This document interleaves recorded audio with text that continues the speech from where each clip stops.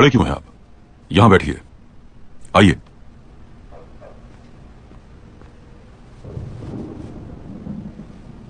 महमूद पाशा, ईसा अफंदी तोपखाने में काम करते हैं।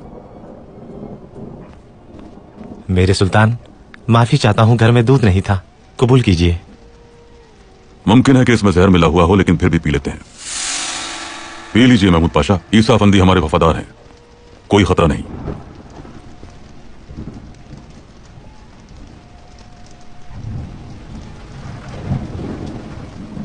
गुजारा हो जाता है। बहुत शुक्रिया सुल्तान।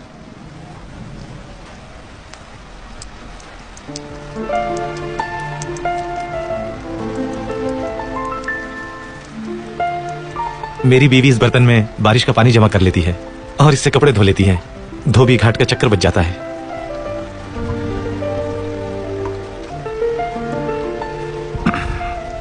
बच्चे कितने हैं आपके? मेरे सुल्तान 5 बच्चे हैं।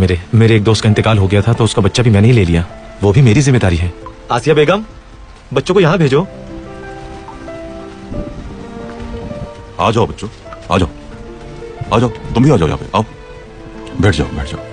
माशाल्लाह, माशाल्लाह। नाम क्या है आपका?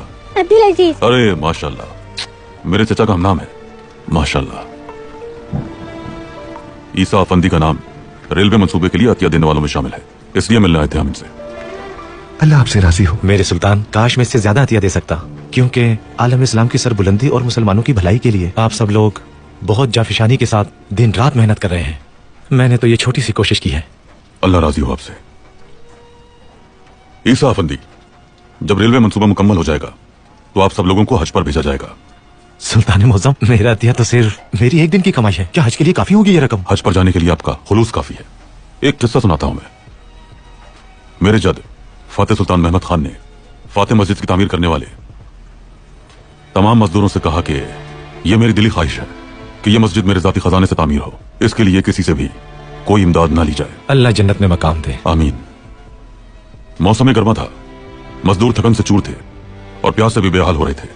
एक खातून दही से भरा हुआ एक बर्तन लेकर आई।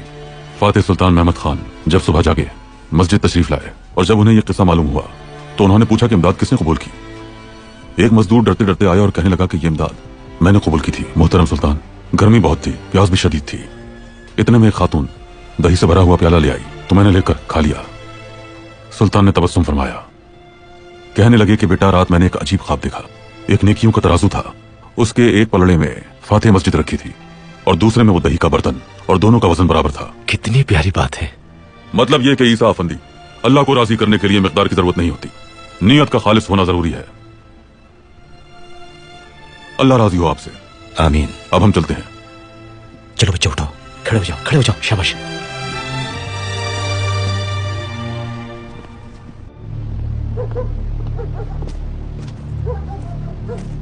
महमूद पाशा। जी मेरे सुल्तान। आपको इसलिए बुलाया था कि अपनी आंखों से देख सकें कैसे कैसे लोग अतियात दे रहे हैं। ये अतियात बहुत कीमती हैं हमारे लिए। जी बेहतर। मेरे सुल्तान, अगर इजाजत हो तो मैं इन लोगों के लिए नया मकान बनवा कर दे देता हूं। बनवा दें पाशा, इजाजत की क्या जरूरत है इसके लिए? आप चाहते हैं तो बनवा दीजिए। बस एक ख्याल रहे, आपको क्या लगता है कि ईसा अफंदी गरीब आदमी है? नहीं, ये लोग दिल के अमीर होते हैं, मेहनत करके कमाते हैं और उसी में खुश रहते हैं। इनकी खुददारी मजरू ना होने पाए। पाशा। जी मेरे सुल्तान। हम रेलवे का जमाशुदा अतियात के हवाले कर रहे हैं, लेकिन याद रखिएगा यह ईसा अफंदी जैसे गरीब लोगों का दिया हुआ अतिया है, कोई कोताही ना हो। तहसीन पाशा।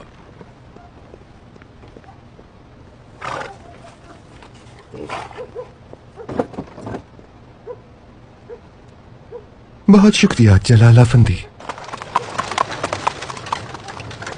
मेरे सुल्तान, क्या महमूद पाशा को सिर्फ ये जिम्मेदारी देने के लिए बुलाया था आपने? हमने उसे कुछ दिया नहीं है पाशा, बल्कि उससे लिया है। मैं कुछ समझा नहीं। उसे इम्तिहान में डाल दिया तहसीन पाशा। हमने ये मामला उसके जमीर पर छोड़ दिया है। इंशाअल्लाह ईसा अफंदी जैसे लोगों की कमाई वो जाया नहीं होने देगा पाशा।